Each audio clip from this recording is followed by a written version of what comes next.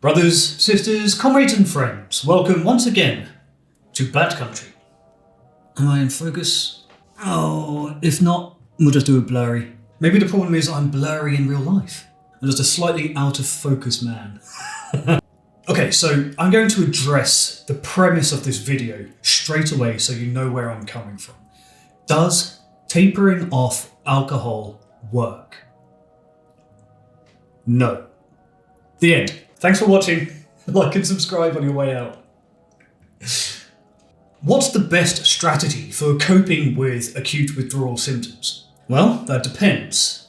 It depends on how much you drank and for how long. All information about alcohol use has exceptions and conditions and clauses and subclauses like those. And there is just no one-size-fits-all solution. And that's really frustrating because the process of getting sober would really benefit from some nice, clear, structured guidelines. Do this to be sober. That would be nice, wouldn't it? But that kind of clear, structured guidelines, that clear information, it simply doesn't exist because everybody's experience of getting sober is completely unique. Me, for example, I'm a binge drinker, what some recovery experts would call a heavy episodic drinker. That means I will be completely sober for months, perhaps even years at a time, not even thinking about drinking, perfectly safe to be around people who are drinking. And then, for reasons I've never fully figured out, I'll relapse into severe, almost suicidal drinking, from nowhere at all, cramming my poor, long-suffering body with as much hard liquor as I possibly can from morning to evening until my organs hurt and it leaks out of my pores, and then I'll pass out, wake up and start again. And for me, in relapse, that cycle can go on for 2, sometimes 3 weeks, and then I'll be sober again for weeks, months, or maybe years. From hardcore sobriety into abject, a hopeless, abysmal intoxication. From one extreme to another. There is no middle ground for people like me. It's either sober or we're in the hospital. So, as always, the information that I'm about to discuss with you is applicable really only to me, and I might not necessarily speak directly for your own experience. As I said, every person's sobriety journey is unique and independent to them.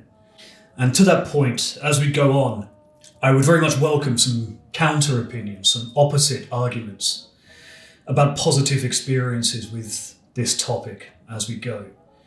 Because my opinion on this is a strong and controversial one. And I'd like to see some arguments to the contrary, for balance. The first time I had a relapse that hospitalized me, I was certain that I would never let it happen again. I was, like many of us, convinced I was better than that I had some control over it, that I was different, and I would simply not let myself go through that again. That was it, that one relapse, that was it, that was the end of it, it was not going to happen again, I was going to make sure of it, just through sheer force of will. Sounds so naive thinking back. And now that it has happened to me several times, I've had a number of relapses, in and out of hospital every time, my attitude has changed. I no longer have that arrogance, that certitude, that conviction that I can just stop this from happening because I want to. It's not like that in practice. And a lot of what we're going to talk about as we talk about tapering is going to cover that difference between the theory and the practice. That feeling of this will never happen again, for me, has evolved into this could happen tomorrow, in the next hour. The shop is just across the road from me. I am literally, 20 meters away from a major relapse at all times. That is important knowledge. Far from being secure in my own sobriety, I have to acknowledge that I am always in danger. Always. No exceptions. At any moment, that dark passenger of mine might reach over and grab the wheel and steer me off over a cliff edge, perhaps for the final time. It's a scary thought. And because it's happened several times to me now, my withdrawals have become extremely vicious, really, really brutal. Alcohol withdrawal, severe alcohol withdrawal, is the worst thing that I've ever experienced, and I feel like it's relevant to add at this point. A personal anecdote. I was once in prison in the middle of the desert in Kazakhstan, where I watched a cellmate stitch his own stab wound back together using his own shoelace. And then he put his hand in the bleach that they were using to clean the toilet and disinfected the wound with it. It's safe to say I am something of a connoisseur of bad experiences. Severe or acute alcohol withdrawal is the worst of all of them by far. Anybody who has been through it, I suspect, will agree. It is unfair, traumatizing. The fear, the sheer terror, the constant sense of impending death, like feeling like death is at the foot of the bed just waiting for you. It is life-changingly bad. It's too much to bear. And as a result of that, I'll do and try just about anything to reduce the unpleasantness of withdrawal. And it's led me to experiment with a few different approaches to the withdrawal process. One of them is the one I'm talking about today, tapering. So, what is alcohol tapering? I'm going to be talking specifically about alcohol tapering. And that is the process by which you consume lower and lower volumes of alcohol over time until, in theory, you're drinking no alcohol at all anymore. Tapering is the process by which you either drink lower amounts or less alcoholic drinks over time until you've weaned yourself off it completely. Congratulations, you've made it, you're free, go run through a meadow, play with kittens. You've made it, you're out the other side, well done.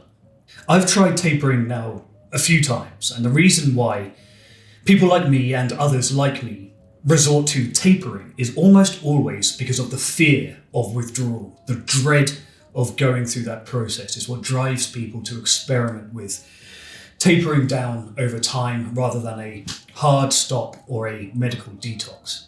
That's the large motivating factor, is that dread of the withdrawal, especially for those of us who have already experienced it. The theory behind tapering off is like this, in abridgment. Over the course of your use of alcohol, your body will have undergone a number of neurobiochemical changes. Your central nervous system will have unwillingly adapted to the presence of high volumes of alcohol in your bloodstream. Your body isn't good at operating like that, hence drunkenness, but it is at least accustomed to it. It has adapted. Now, suddenly removing the alcohol after your body has become so acclimatized as to be dependent on the presence of alcohol, removing it quickly can be dangerous. In the same way that it's not the fall that kills you, but the sudden stop, abruptly quitting alcohol can be fatal. I've been close to it myself. I've seen it, felt it. If your pattern of alcohol intoxication is anything like mine, then quitting cold turkey is very dangerous.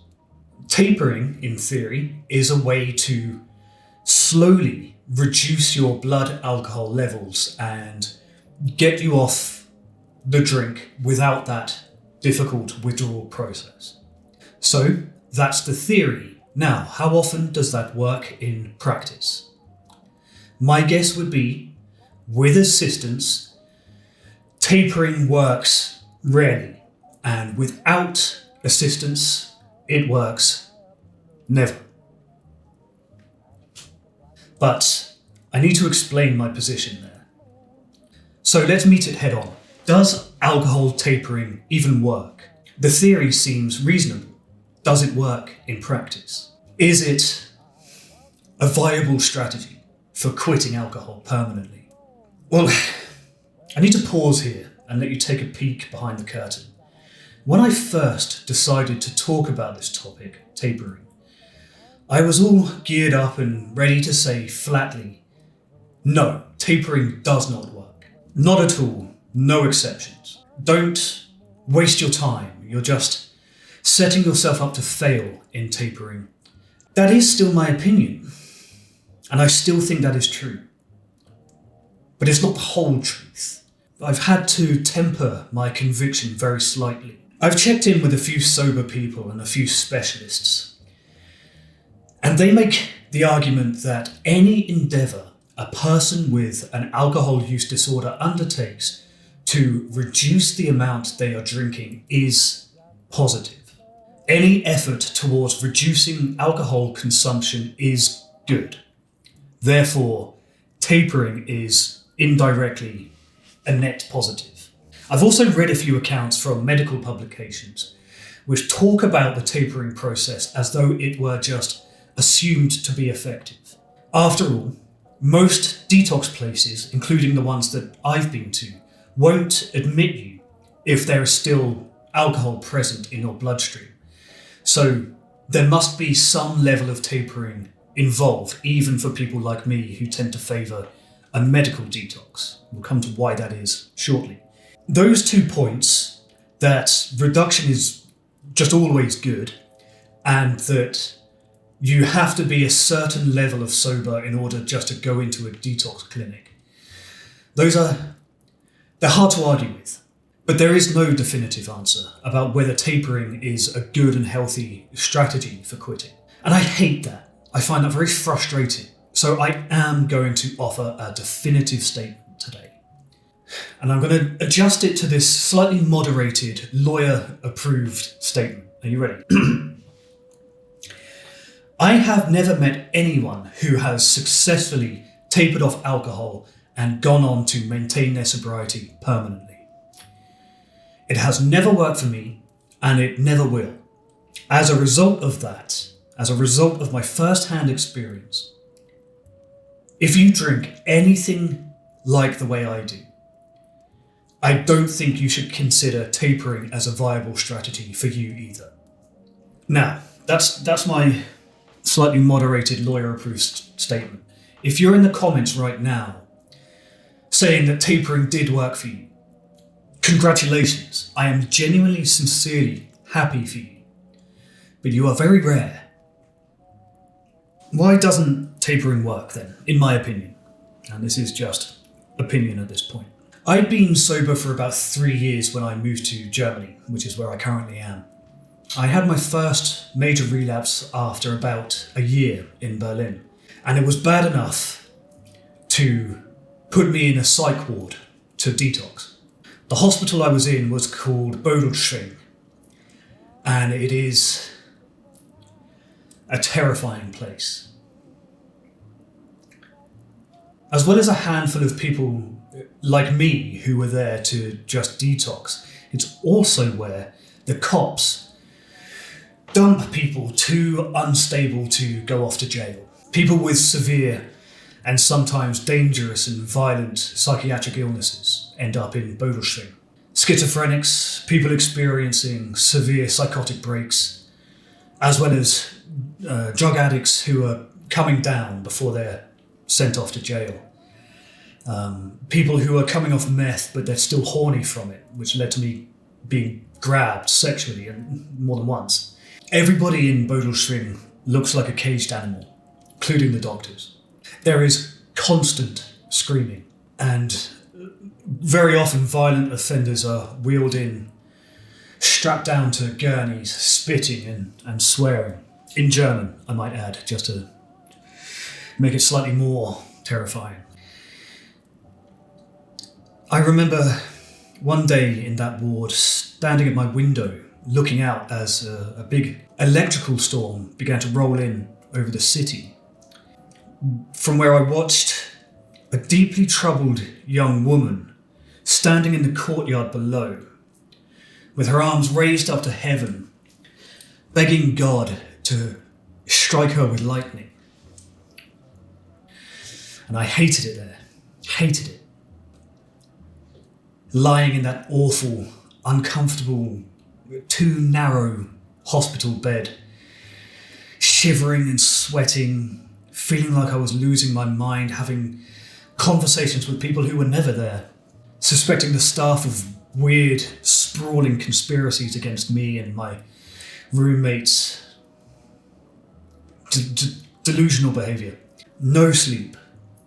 Feeling like the anxiety alone would be enough to kill me. Like death was, once again, at the foot of the bed. The whole time I was there. So when the next relapse happened, after I'd recovered from that one, another one would happen a few months later, and I decided that I did not want to go back to that place. And my girlfriend and I thought we would experiment with tapering for the first time. I decided I would do whatever it would take just to not have to go back to that hellhole. At that time, during the relapse, I was drinking something like 1.5 litres of vodka per day, I think. That's 2/5 of vodka for my American friends. And over the course of 3 or 4 days, we wound that down into 750 millilitres, so one large bottle, then down to 375, and then after a few days, it was just nips throughout the day. But when you're coming down from that amount, your body is at emergency stations from the start. It is overwhelmed and it's panicking. Your central nervous system is panicking. I could feel my body desperately pulling levers and turning dials, trying to find equilibrium within itself. And the result for me was just a head-spinning whirlwind of withdrawal, but drawn out over days and weeks. It was just as bad as a medical detox, but longer. And while we might think of tapering off as the easy route, easier than facing acute withdrawal, my experience of it is the opposite. At least acute withdrawal is over in a week or two, the most severe symptoms at least. Tapering off only extends the issue, and I found it personally just as unpleasant, if not worse. Not to mention, and to be slightly personal and talk about some things that make me uncomfortable, I am not fun to be around when I'm tapering. Sleeplessness, hallucinations, complete incoherence. Worse than when I am actively drinking. The incoherence is bizarre. It takes a toll on me and everyone around me, and I assume that would apply to you too. I was throwing up, I was deeply delusional, completely incoherent. At times I was angry, and then at other times I'd be weirdly horny. I suspected my girlfriend of trying to frame me for various crimes, and the long and short of it was that tapering made me very literally suicidal in a way that the medical detox never did. I wanted to die, I wanted to, and I said so openly, and that is very against character for me, who tends to be quite a happy person. In tapering, your sole focus, the focus of all your attention and all your energy is on that next drink. When is it time? How long do you have? You're looking only to that and not beyond it, counting the minutes, and nothing else matters. All it does is prolong your suffering and the suffering of everyone around you who is trying to help. Now, hospitals have things to deal with this period. Just go there. Even if you can't afford it, go there, because at least in a week from now, you'll be able to deal with the consequences sober. Now, look, I know I've just made a very worst case scenario there, and your experience of it may well be different. If, for example, perhaps you're just reducing the amount of beer that you're drinking every day, or glasses of wine, you want to cut back from 5 glasses down to 3 every day, something like that. But for hard liquor drinkers like me, that's not an option. Tapering is not an option for us. You see, there's a funny thing about this. When it comes to alcohol, the stopping is the easy bit, not the hard bit. This action, the process of actually putting alcohol into your body, it's nothing. Stopping that is the easy part. The physical addiction, the actual process of consuming the alcohol, that's not the problem. The problem for all of us, without exception, who have some kind of alcohol use disorder, is somewhere beneath the physical part. When you're tapering off, all you're doing is delaying the process of dealing with all of that underlying network of problems, which the alcohol has until now been concealing. Withdrawal is fucking horrible. And that's why it's better to get through it quickly. And I think you can only do that realistically and safely with medical supervision. After all, most of us are tapering to avoid the withdrawal. That is the point of tapering. At some point in our relapse, we'll have a moment where it's clear to us that we need to stop. But that fear of stopping, that dread of the incapacitating effects of severe alcohol withdrawal, will cause us to continue drinking. And that's true throughout the tapering period. You will always be tempted. As soon as you start feeling like shit, which you will. Because after that, after you've got sober, after you've quit, that's when the work actually starts. Quitting's the easy part. So do it quickly and with help. Because what comes next, staying quit, that is the hard part. Acknowledging the problem, dealing with your depression, your anxiety, taking account of the wreckage you've wrought. That's when you really have to accept the scale of the task of sobriety. And it feels good to meet that head on. Okay, let's wrap this up. I'm sorry for all the unsolicited opinions here, but I just wanted to put my thoughts about this topic on the record. I don't think tapering off is good for you personally. I am, however, serious about hearing from advocates of tapering in the comments. If you've had a positive experience with it, if you think I'm wrong and you think it can help people, please do let us know in the comments below. It's just that with issues of alcohol, there is so rarely any definitive information. But my experience, and therefore my opinion, is definitive. Don't try tapering. Just cut your losses and go for the shorter, sharper shock of a medical detox. At least that way, if you relapse again in future, your long-term outcomes are likely to be better. And there are statistics to back that up.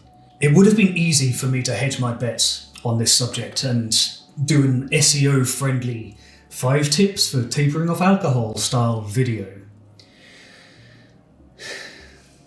But that's not how I truly feel. I feel like that would be disingenuous to take that approach. And I don't want to contribute to a narrative of false hope.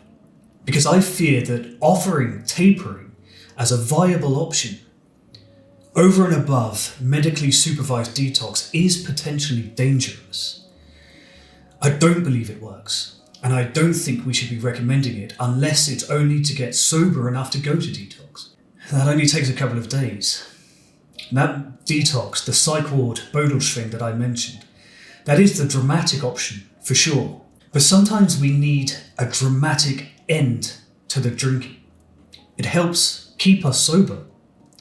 As horrible a process as it is, having a dramatic end to the drinking has helped me to realise that I can never, ever have a single drink ever again.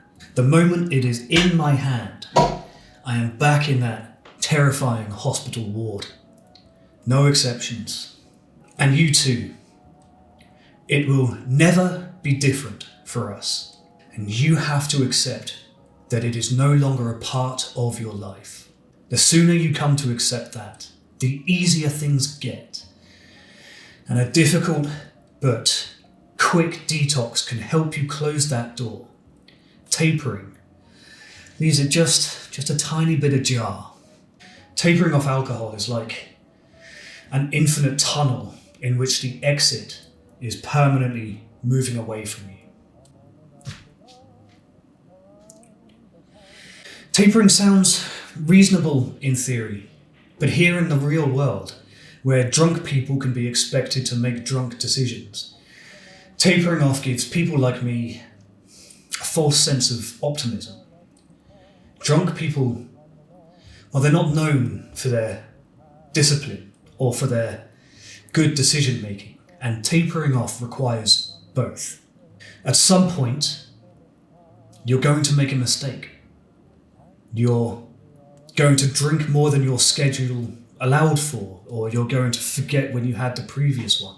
At some point, you're going to make a mistake, and then in the blink of an eye, you are right back in the middle of a relapse with all of that work still ahead of you. Like, comment, and subscribe, and I'll see you next time.